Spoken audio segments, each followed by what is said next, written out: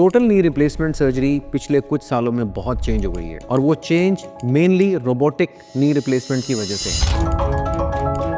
तो क्या robotic knee replacement actually कुछ वैल्यू ऐड करता है? हेलो फ्रेंड्स, मेरा नाम है डॉक्टर पंकज वलेचा और मैं दिल्ली में एक hip and knee replacement surgeon हूँ। पिछले 20 सालों में हमने 10,000 से भी ज्यादा लोगों को हिप एंड नी की प्रॉब्लम्स का ट्रीटमेंट देके, सॉल्यूशन देके एक नॉर्मल लाइफ जीने में मदद किया है। तो सबसे पहला फायदा है एक्यूरेट और प्रिसाइज इम्प्लांट प्लेसमेंट।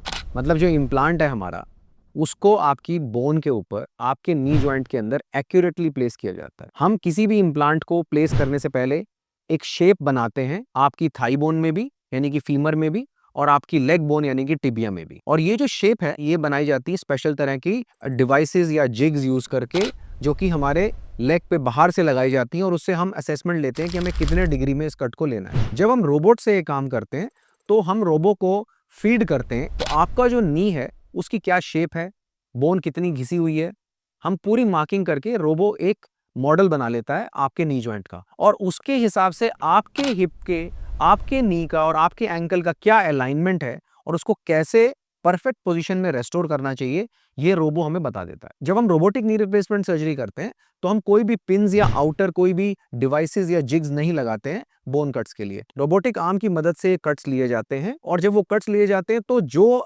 एंगल हमने फीड किया उसके हिसाब से वो कट होता है और जहां ये कट होता है वहां ये इम्प्लांट प्लेस किया जाता है। तो यानी कि हमारे लिए बहुत ज्यादा प्रिडिक्टेबल हो जाता है टेक्नोलॉजी को यूज करके आपके इम्प्लांट को डिजायरेबल पोजीशन में डालना। जब कन्वेंशनल नी रिप्लेसमेंट सर्जरी करते हैं तो उसके अंदर ह्यूमन एरर होने का चांस रहता है, और मैं अगर कट सोच रहा हूं कि मैं 5 डिग्री में ले रहा हूं, बट समझो कि अगर वो 6 डिग्री में गया तो अलाइनमेंट चेंज हो सकती है।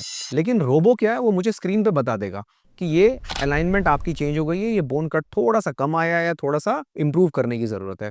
नंबर 2 पे एडवांटेज आता है सॉफ्ट टिश्यू बैलेंसिंग। देखो, नी रिप्लेसमेंट सर्जरी जब हम करते हैं ना, तो आसपास के जो सॉफ्ट टिश्यूज हैं, आसपास की जो लिगामेंट्स हैं जो कि टाइट हो गए हैं, समझो किसी का घुटना यहां से ज्यादा घिसा हुआ है अंदर से, तो ये लिगामेंट बहुत टाइट हो जाता है जो कि घुटने को टेढ़ा कर देता है। जब घुटना टेढ़ा हो जाता है तो इस लिगामेंट को हमें फ्री करना होता है ताकि ये वापस से अपनी पोजीशन पे आ सके और हमें यहाँ पर गैप मिले जिसमें हम इम्प्लांट डाल सकें, जिसमें हम ये स्पेशल तरह का प्लास्टिक डाल सकें ताकि आपका घुटना बैलेंस हो जाए। तो ये जो सॉफ्ट टिश्यू बैलेंसिंग है, आपकी टांग की अलाइनमेंट को सही रखते हुए, सीधा रखते हुए हम सॉफ्ट टिश्यू रिलीज करते हैं रोबोट की मदद से। हम मेजर करते हैं, जब मैंने आपके नी को ओपन किया, मेरा ये लिगामेंट कितना टाइट है, ये लिगामेंट कितना टाइट है, मेरा ये गैप कितना आ रहा है, ये कैसे पता लगता है? हम इसको एक्चुअली रोबोटिक कैलकुलेशन से देख सकते हैं। समझो मेरे को इस साइड पे आर्थराइटिस है तो ये साइड मेरी टाइट है, तो रोबो मुझे बता देता है कि इस साइड पे आपका गैप 4 मिलीमीटर है, इस साइड पे आपका गैप 11 मिलीमीटर है। तो मुझे पता है मुझे 7 मिलीमीटर की करेक्शन करनी है, और जो ये मेरा लिगामेंट टाइट हुआ है इसको मुझे रिलीज करना है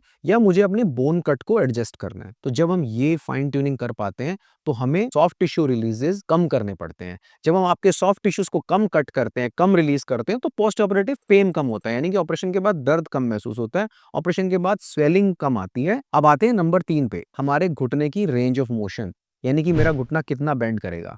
एक बात हम कॉमन सेंस से अगर समझें, अगर मैंने इम्प्लांट को अच्छी पोजीशन में डाल दिया, मैंने आपके सॉफ्ट टिश्यूज को बराबर बैलेंस कर दिया, मैंने दोनों गैप्स को बैलेंस कर दिया, बहुत ज्यादा चांस है कि मेरे को रेंज ऑफ मोशन भी अच्छी मिलेगी। रेंज ऑफ मोशन हमारी कब कम हो जाती है? जब मेरा एक गैप तो लूज है और दूसरा गैप मेरा टाइट है, जिससे मेरा घुटना मुड़ ही नहीं पा रहा आगे। अगर ऐसा होता है तो रेंज ऑफ मोशन अफेक्ट होती है। तो ये चीजें नहीं होती अगर हम प्रॉपर गैप बैलेंसिंग कर देते हैं, इम्प्लांट को अच्छी पोजीशन में डाल देते हैं, तो हमारी घुटने की मूवमेंट भी अच्छी आती है, रेंज ऑफ मोशन भी अच्छी आती है। अब हम ऐसा कंक्लूजन निकालते हैं कि अगर इम्प्लांट भी बढ़िया पोजीशन में गया और आपका गैप भी बराबर बैलेंस हुआ, आपकी टांग की अलाइनमेंट भी परफेक्ट हो गई और आपका नी भी बढ़िया मुड़ रहा है, तो इन सब चीजों का मतलब ये होना चाहिए कि इम्प्लांट ज्यादा लंबा चलेगा।